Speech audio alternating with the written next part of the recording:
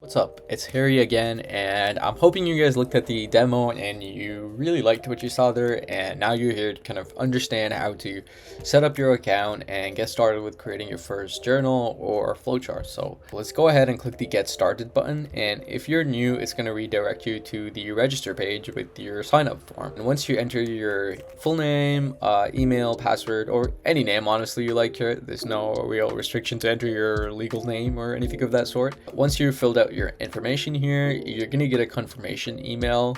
Once you accept that, you'll be redirected to the dashboard. I've gone ahead and already made an account, so I'm just going to log in for now. So just enter my information and get started, and that redirects me to the dashboard. So I already have some previous data here from other practices, and I have some goals, so that's kind of what you see here. But if you create a new account, you should usually see empty fields or empty sections inside all of these. First thing I want to get into is how to create a new flowchart, and to do that you could hit the new sequences here, and there's also a sequences tab which shows you any previously created sequence or most used techniques. But like I said, you're going to have this section as something that's entirely empty until you actually first create your sequence. So let's just go ahead and hit that new sequence button and give our flowchart / sequence a name. So I'm just going to say test for now, and then say test description as well. But you could obviously enter in anything such as like the class you're going to teach, a seminar that you visited, maybe a video that you were breaking down. So totally up to you. But once you've kind of created a name, you're going to see the builder to the right side of the plane, and this is just a canvas that you can kind of click and drag or scroll or pinch and kind of zoom. There's also a zoom option right here for you to kind of use, and even like full screen or center. Sorry, I want to kind of focus on the left side for now, and this is the section where you can kind of find any technique or node you're looking for. There's three main ways for you to do this. So you have the search bar where you can look up anything you want, and you also have the grid option, which is like currently pulled up on the screen, and you have the filter. I kind of want to walk you guys through the grid option first. So there are three main categories within the system where we have the techniques grouped. It's the positions, the submissions, and actions. And within each one of these categories, we have different subcategories. So for example, in positions, you have your mount, side, guard, back, stand up, and other positions.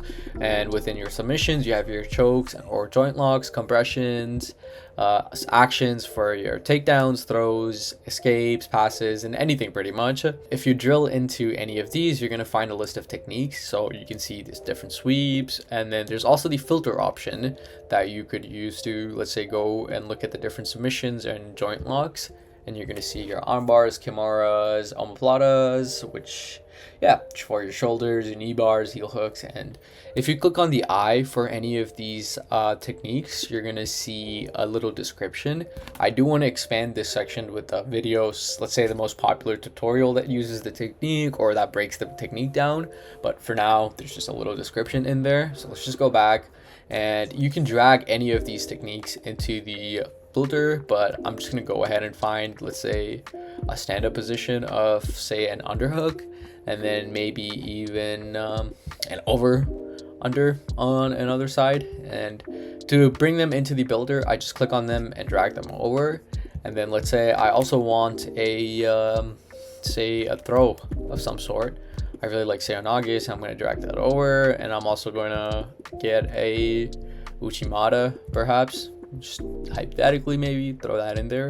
And then to drag and create edges, what I do is I click on these white handles that you see here to the bottom, left, and right, and I drag into the darker gray handle. So each node that you create has a top handle and a left, right, and bottom. So you can drag from any of these white handles into the gray handle, but you can't drag from a gray into the gray. So that's a little detail that throws a bunch of people off, but keep an eye out on that. I might change it later depending on what you guys think. I can just make it so that you can drag from anywhere to anywhere, but this is kind of in place so that there's some sort of like flow or direction to your graph. But for now, let's just create those two edges and save it, since there is no autosave that exists currently, but I hope to add that in as well soon. So once you save, you should see the last saved come up here, and you can zoom in and look at your sequence. Let's say I want to go to a different position from here. So let's say I end up in the side control. of top standard side control. That's actually pretty good. Actually, let's throw that in there. And let's say I transition from there over to a scarfold, and this is where I want to talk about notes. So to add a note, all you have to do is click on an edge, click the pencil icon, and add any sort of information that you would like to store in there. So keep it tight and have pressure when you're switching positions. Don't for the opponent to escape or set up, throw something at you. Let's just put that in there for now, and that should create a new icon here. And again, let's just go ahead and save it, but you could click on this icon again to edit it or delete the note. So let's say I go in there and just add a bunch of information. Now when I click on it, you should see that there, or just get rid of the whole thing with the delete.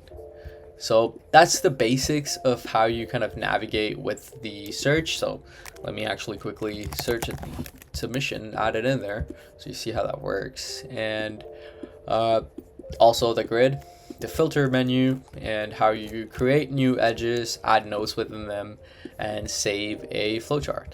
And you can also download this as an image. So if you click on this drop down menu and hit the download button, it will save an image that you can then go ahead and share in any group chat or with anyone in your team to get more feedback from. Or if you want to, let's say, rename this or change the description, you just have to click on the name, and you can do that right here. And that's the same for deleting the sequence. But before I do that, I want to show you guys quickly what the dashboard would look like when you head over to the sequences tab with the new sequence created. You'll see the date, the description, and you'll also see your most used techniques start to get updated as you start creating more flowcharts. I do want to update this dashboard with a lot more cool stuff, but for now, this is kind of what we're rolling with. And let me quickly show you how the delete would work too. So just go ahead and hit that delete button, and now you should see that there is no sequence test too. So there you go. And let's jump right into journals. So journals is honestly a lot simpler, and it's the first thing that you'll see when you go and log in and successfully create your account. So before you create your first journal, I think you should create a goal. So set any goal that you would like, hit new goal in the manage. After you click the manage button in the goals section, and then describe your goal, whatever you would like it to be. I'm just going to say test here to show you guys how that would look like, and save it. You can then click on this drop down menu to either edit or delete your goal. I'm just going to leave it for now and quickly create a journal. So hit the journal button that's at the top of your dashboard. That should open up a page that has the time at the top that you could set for when you trained, the number of rounds, so let's say 12 or 5, whatever, and select the goal that we would like to log. So I'm just going to say the test goal and scroll down to define success or challenge in your own words, pretty much. And it's a qualitative measure. So how satisfying was your performance? Like, did you feel like you actually accomplished your goals? Did you feel like, you walked away successful from that whole 5 rounds over there? Or in addition to success, like how challenging for those 5 rounds? Were you tired? Were your opponents much more skilled than you? And any sort of information that you would like to save here. So let's just go ahead and save this for now without note, and that should create a new journal. And you can kind of go into that journal again by clicking it on that particular date on the graph, or you could just go into your recent practices and notes section and just click on it there.